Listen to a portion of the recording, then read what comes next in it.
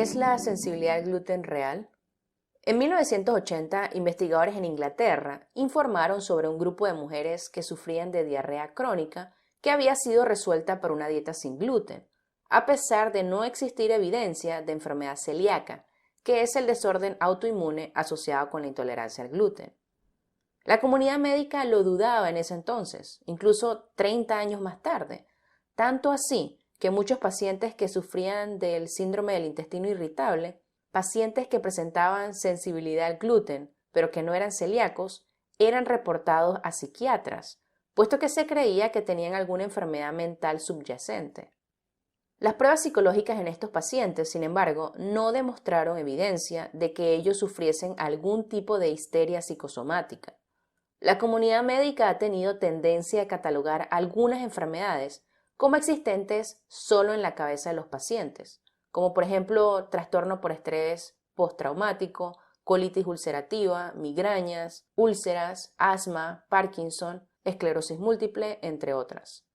A pesar de la resistencia de la comunidad médica predominante de entonces, finalmente estos problemas médicos fueron considerados como desórdenes de base fisiológica en lugar de desórdenes de origen psicológico. Por otro lado, Internet está lleno de información no corroborada sobre dietas sin gluten, la que ha llegado hasta la prensa, para hacer parecer al gluten como el malo de la película, con afirmaciones como 17 millones de americanos tienen sensibilidad al gluten. Sin embargo, debe ser recordado que también se trata de un gran negocio. Cuando hay billones de dólares en juego, es complicado confiar en alguien, así que, como siempre, lo mejor es basarse en la ciencia. ¿Qué clase de evidencia tenemos acerca de la existencia de una condición supuestamente tan extendida? No mucha. La evidencia sobre estas afirmaciones era desgraciadamente muy pequeña, porque no teníamos ensayos aleatorios controlados demostrando siquiera su existencia. La clave para confirmar sensibilidad al gluten no celíaca requiere una dieta sin gluten, junto con una prueba aleatorio, doble ciega, controlada con placebo. Como cuando das un pastelito o panecillo a alguien y no le dices si tiene gluten o no, para controlar los efectos del placebo y ves qué pasa. El motivo por el cual es necesario hacer esto es que cuando lo haces, cierto número de pacientes, entre comillas, sensibles al gluten, no presenta ninguna reacción en absoluto ante el gluten oculto y sin embargo reaccionan al placebo sin gluten, por lo que es cierto que estaba en sus cabezas. Pero no tuvimos ese nivel de evidencia hasta el 2011, cuando se publicaron ensayos aleatorios, dobles ciegos, controlados con placebo, que probaron si los pacientes quejándose de síntomas del síndrome del intestino irritable, que decían sentirse mejor con una dieta sin gluten, a pesar de no tener enfermedad celíaca, podían diferenciar si en realidad se les ofrecía pan y pastelitos sin gluten o con él.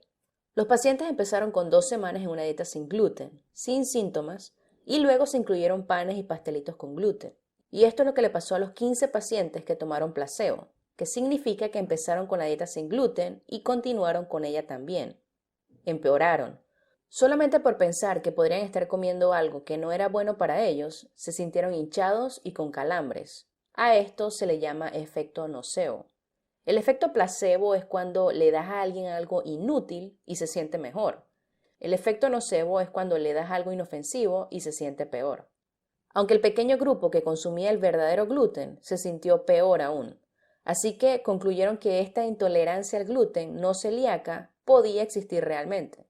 Sin embargo, fue un estudio reducido, y aunque afirmaron que el pan y pastelitos sin gluten eran indistinguibles, quizá de algún modo ciertos pacientes podían diferenciar cuál era cuál. Por tanto, en el 2012, investigadores italianos reunieron a 920 pacientes que habían sido diagnosticados con sensibilidad al gluten no celíaca y los hicieron pasar por un control doble ciego de trigo, no dándoles pan y pastelitos, sino cápsulas llenas de harina de trigo o harina de placebo, un tipo de polvo de placebo, sin harina en lo absoluto. Y más de 2/3 fallaron la prueba, empeoraron con el placebo o mejoraron con el trigo. Pero en aquellos que lo superaron existían beneficios claros al mantener la dieta sin gluten, confirmando la existencia de sensibilidad al trigo no celíaca. Hay que darse cuenta de que hablaron de sensibilidad al trigo y no al gluten. El gluten por sí mismo podía no estar provocando los efectos en absoluto. La mayoría de la gente con sensibilidad al trigo tiene una variedad de sensibilidades a otros alimentos. 2/3 de ellos son sensibles a la proteína de la leche de vaca también. Huevos era la más común después de la leche. Por tanto, si ofreces una dieta baja en desencadenantes de síntomas del síndrome del intestino irritable y después le proporcionas gluten, no hay ningún efecto. La misma aparición de síntomas con altas cantidades de gluten, bajas o sin gluten, haciendo dudar sobre la existencia de sensibilidad al gluten no celíaca. Es interesante que, a pesar de haberles informado que el eliminar el gluten de la dieta no tenía aparentes efectos positivos en sus síntomas en el tracto digestivo, muchos participantes continuaron siguiendo una dieta sin gluten, pues ellos mismos afirmaban subjetivamente que se sentían mejor, por lo que los investigadores se preguntaban si evitar el gluten causaba algún efecto positivo en el estado de ánimo de aquellos con sensibilidad al trigo.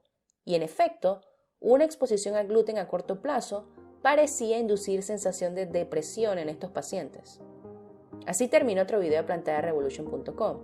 Suscríbete para nuevo contenido todos los días, comparte este video en las redes sociales, dale me gusta y recuerda, lo aquí presentado no es una opinión, es ciencia.